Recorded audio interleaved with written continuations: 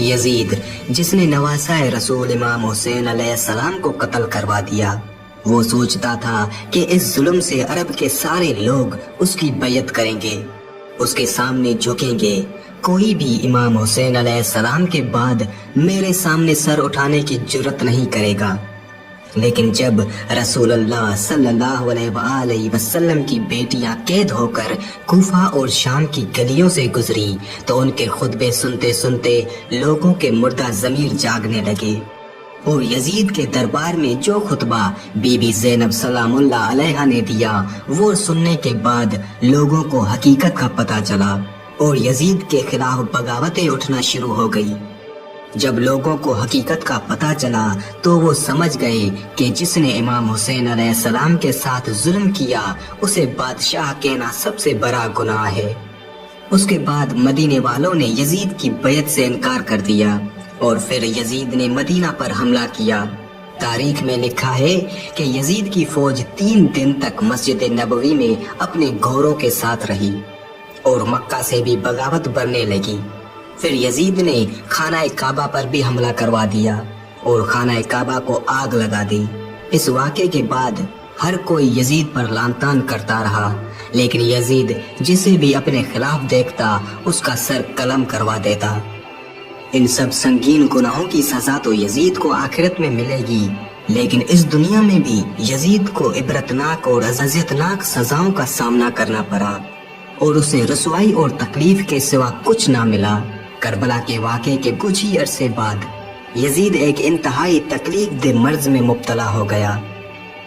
Yazid को एक किस्म की ऐसी बीमारी हुई जिसे वो सारा दिन सारी रात जैसे मछली पानी के बिना तड़पती है वैसे ही तड़पता रहता था।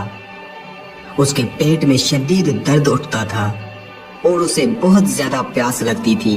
वो जितना भी पानी पीता उसकी प्यास नहीं मिटती थी और जब वो प्यास की शिद्दत से पानी पीता तो वही पानी उसके पेट को जलाता था।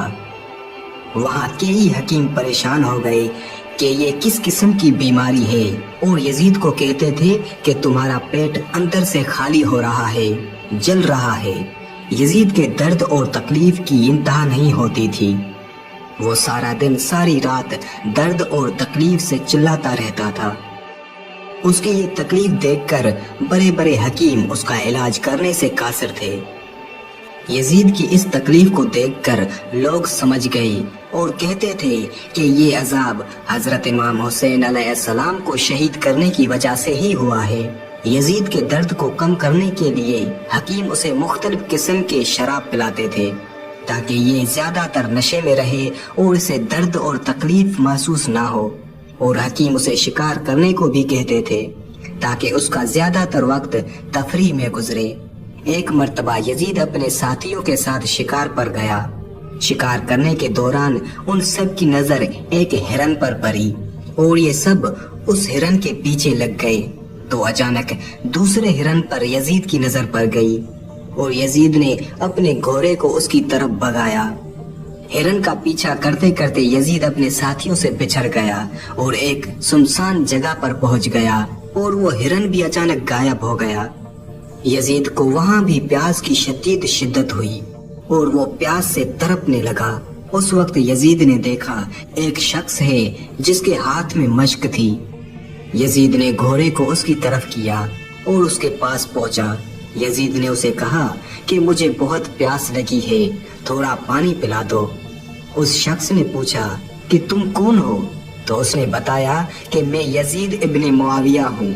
ये सुनकर वो शख्स रोने लगा और कहा, लानत हो तुम पर, तुम ही वो यजीद हो जिसने नवासाए रसूल हजरत इमाम हुसैन अलैहिस्सलाम इब्ने अली अलैहिस्सलाम को कत्ल करवाया। ये कहकर उस शख्स ने एक ऐसी हौलनाक चीख की जिसे सुनकर यजीद का घोड़ा खौफजदा होकर वहाँ से भागने लगा। यजीद का पाँव उस घोड़े की रकाब में फंसा हुआ था।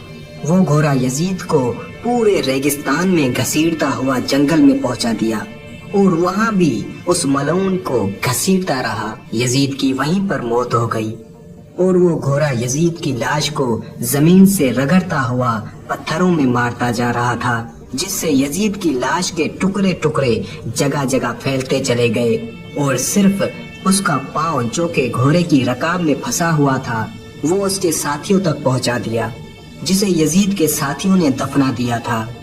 اس طرح دردناک عذابوں اور بیماریوں کی تکلیفوں سے گزر کے یزید کا یہ عبرتناک انجام ہوا کہ اس کی لاش کسی کو بھی نہ ملی۔